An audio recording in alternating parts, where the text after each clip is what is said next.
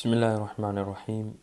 Excel program كيني maanta waxaa ka hadlaynaa insha allahu tacaala infoga isagana waa qeyb la isticmaalo oo waxa waaye waxaa laga raadiyaa waxyaalaha aad uga baahan tahay. Marka waxa ugu horeeya table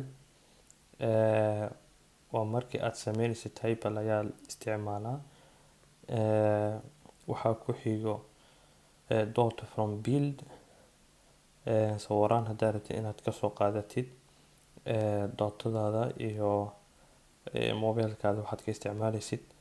Photo ayaa ku xigto, camera ayaa kusii xigto, former isagana waa aad baa loo isticmaalaa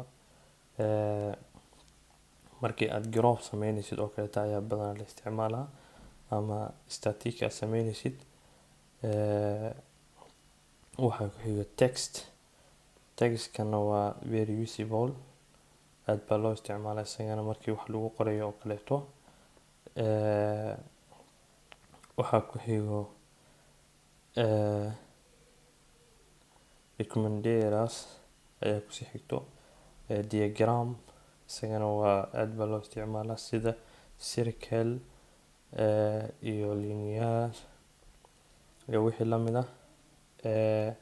comment ayaa ku xigo, commentar, link, tilleg haddaad rabtid inaad tilleg wax ku sameysid.